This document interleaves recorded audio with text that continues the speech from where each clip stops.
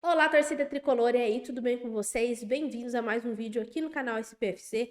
Aqui você fica por dentro das últimas informações que aconteceram aí nos bastidores do São Paulo. Então, para não perder nada, se inscreva aqui no canal, ativa o sininho das notificações e vamos conferir as informações de hoje.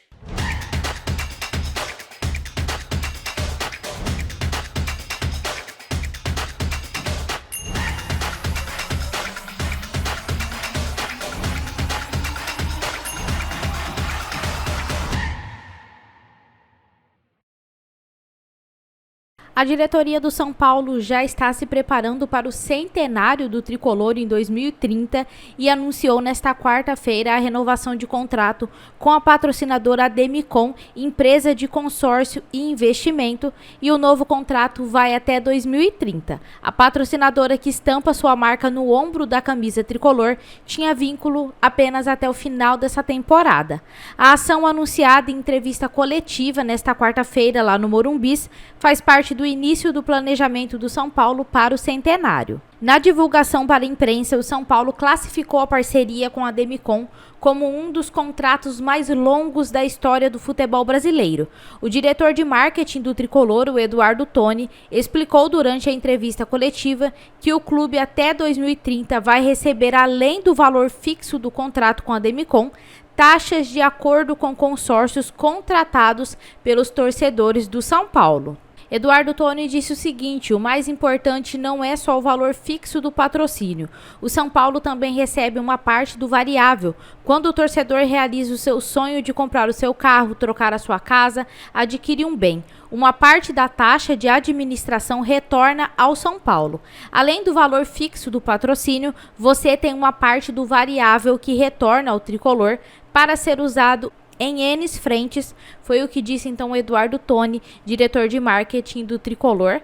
Além disso, São Paulo, nos bastidores aí dessa coletiva, falou sobre 2025 e também falou sobre a permanência do técnico Luiz Zubeldia. O Zubeldia vem fazendo parte de toda a organização do São Paulo para 2025 e também pensando em uma Libertadores para o centenário.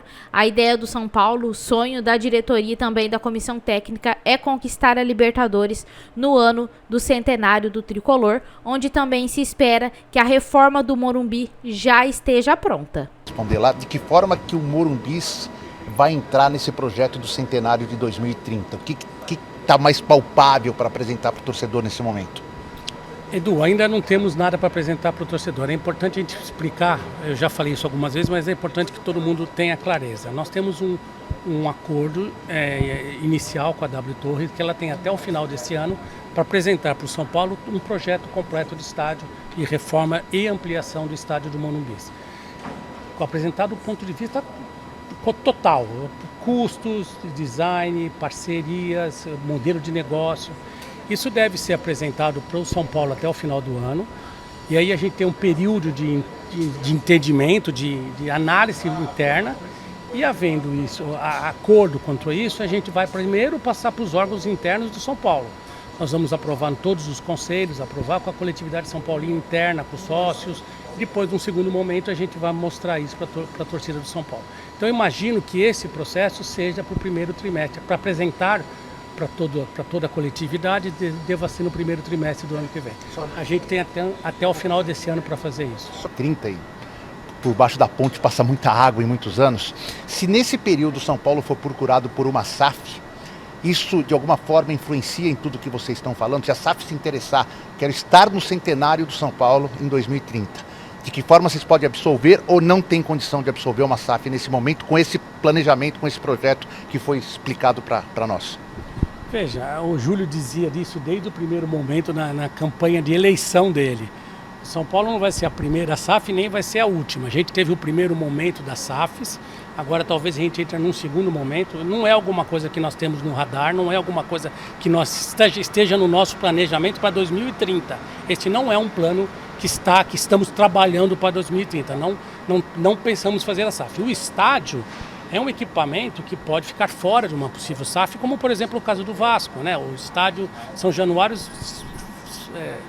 salvo engano, ele não fazia parte do projeto da 777. Então, você tem modelos de negócio para o estádio. O estádio é um equipamento do São Paulo, eu não consigo imaginar São Paulo abrindo mão desse equipamento.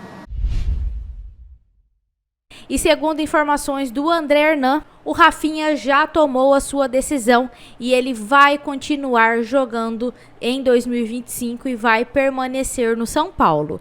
Ele estava em dúvida se iria encerrar a sua carreira no final desta temporada, mas decidiu que vai continuar e vai jogar em 2025 e deve assim encerrar a sua carreira somente no final da próxima temporada. As conversas com o São Paulo sobre uma renovação ainda não aconteceram. O São Paulo enviou uma oferta de renovação para o Rafinha. Ele disse para a diretoria que iria avaliar somente após o final dessa temporada. Ele ia usar esse tempo para pensar se continuaria ou não jogando futebol, mas decidiu então que não vai se aposentar e as conversas agora vão começar. E o Casares, como já disse para vocês, já afirmou publicamente que deseja a renovação de contrato tanto do Rafinha como também do Luiz Gustavo. Falando em 2025, já aconteceram 2 reuniões entre a direção do São Paulo e a comissão técnica do Zubeldia para debater alguns detalhes de como será a preparação para as competições do ano que vem.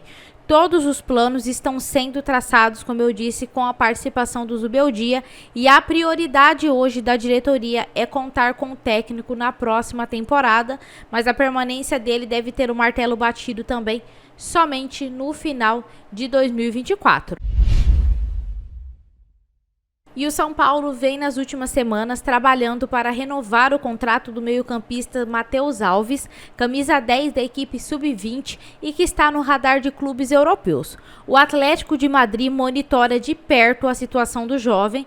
A equipe espanhola enxerga o atleta com potencial para integrar inicialmente a equipe B e posteriormente podendo avançar para o time principal.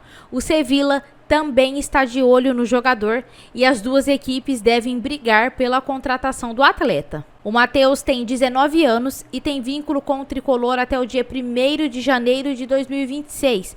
E a diretoria da base do São Paulo já iniciou as conversas para buscar a ampliação do contrato dele em breve. Nessa temporada, o Matheus Alves disputou 34 jogos pela equipe sub-20, com 8 gols marcados e 12 assistências. Recentemente, o meia trocou de empresário e agora passou a ser agenciado pelo Bertolucci.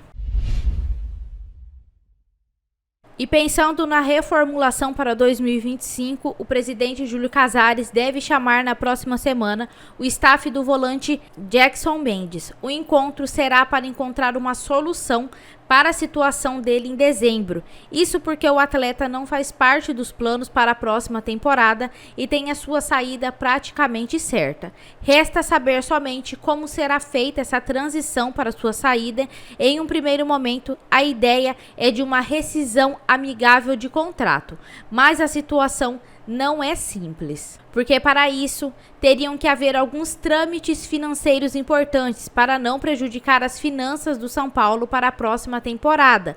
E outro ponto poderia ser um empréstimo dele até dezembro de 2025, já que até o momento nenhuma equipe procurou o São Paulo para uma compra do Jackson Mendes. Ele tem contrato com o tricolor até o final do ano que vem e o atleta teria vencimentos pagos por essa nova equipe que topasse assumir o vínculo. No entanto, até o momento não houve também nenhum interessado no empréstimo do atleta. Então, São Paulo busca resolver a situação do Jackson Mendes nesta primeira semana aí de dezembro. O São Paulo também deve chamar o staff do lateral Orejuela para conversar sobre uma rescisão amigável de contrato. Apesar do Orejuela e do Mendes não fazerem parte aí dos planos do São Paulo, eles continuam treinando normalmente junto com a equipe. Os dois até apareceram hoje em uma imagem que foi publicada pelo Galopo após as atividades no CT do São Paulo.